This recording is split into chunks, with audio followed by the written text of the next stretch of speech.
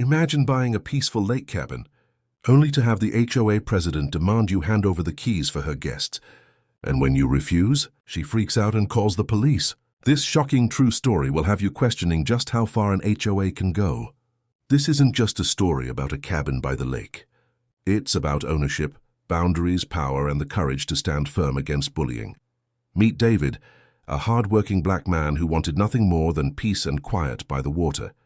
He bought a modest lake cabin with dreams of fishing trips, family barbecues, and weekends of rest, but his dream retreat soon became the battlefield for a war he never asked for, against an HOA president determined to control everything and everyone in the community. David wasn't born into wealth. Every dollar he saved went toward creating a better future for himself and his kids.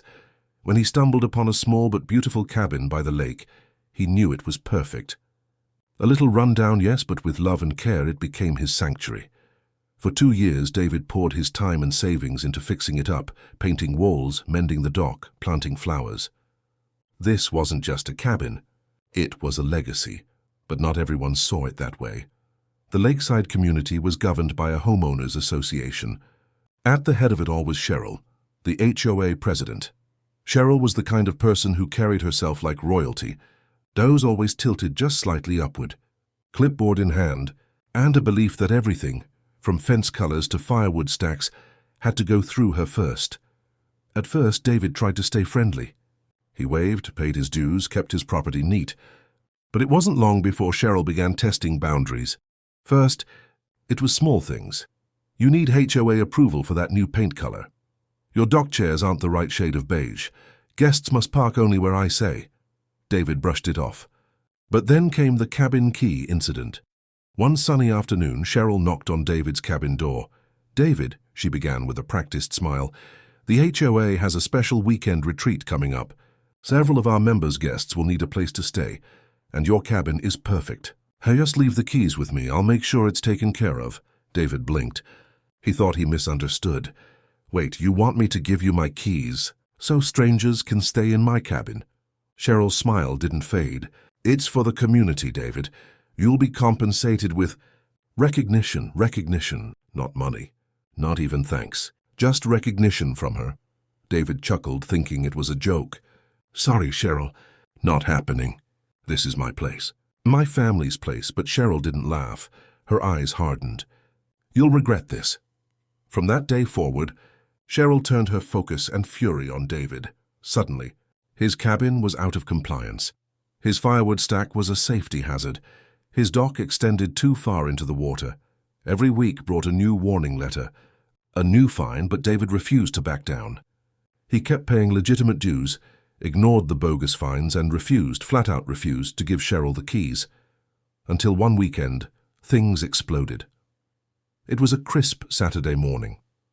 David had just arrived with his kids, ready for a weekend of fishing, when he spotted a group of strangers standing by his cabin, suitcases in hand. And who was with them? Cheryl, clipboard in one hand, smug smile on her face. "These are my guests," she announced. "Be a dear and unlock the cabin for them." David's stomach dropped.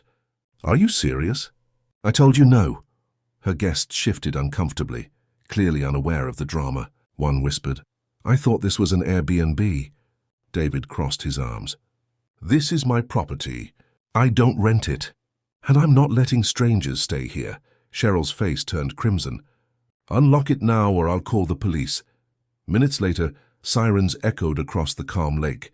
2 officers stepped out of their cruiser. Cheryl rushed to them, waving her arms. "This man is refusing HOA orders. He's obstructing community guests." David felt his kids cling to him. He steadied his breath. This wasn't just about a cabin anymore. It was about respect, dignity, and his right to what he owned. The officers turned to him. "Sir, what's going on?" David calmly explained. He owned the cabin outright, had the deed, and Cheryl was trying to force him to let strangers stay inside. The officers asked for proof. David disappeared inside for a moment, then returned with paperwork. The deed, the bills in his name, everything. The officers studied it carefully. Then looked at Cheryl. "This cabin belongs to him. You have no authority to force him to give you the keys." But instead of backing down, Cheryl lost it. She screamed about community standards. She accused David of being uncooperative. She shouted at the officers, claiming they didn't understand how HOAs work. Her voice cracked the stillness of the lake, and by now neighbors had gathered to watch, and one by one, they began speaking out. "Cheryl tried to get me to hand over my boat last summer," one man said. "She fined me for having the wrong curtains," another woman added. "She told my kids they couldn't play outside after dark," someone else muttered. The floodgates opened. Years of pent-up frustration with Cheryl poured out. The officers, visibly annoyed now, warned Cheryl. If she didn't calm down, she could be cited for harassment and filing a false report.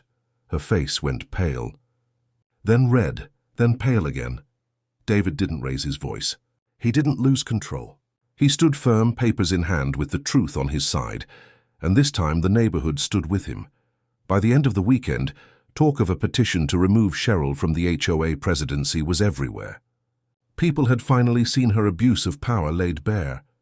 Here's the part no one saw coming. Instead of holding a grudge, David chose a different path. A few weeks later, he hosted a community barbecue by the lake. He opened his cabin. Not for Cheryl, not for strangers, but for his neighbors, the people who had stood with him. It was the first time in years the community gathered without fear of HOA rules being barked at them. Kids laughed, neighbors shared food, and walls between them began to crumble. The cabin didn't just stay his. It became a symbol of standing firm, of resisting bullies, and of reclaiming community from those who abused power. David's story is proof that sometimes saying no isn't just about one moment. It's about everything that follows. He refused to give up his keys. He refused to bow to intimidation. And in the end, his courage exposed the truth, changed his neighborhood, and gave everyone a glimpse of what community should really mean.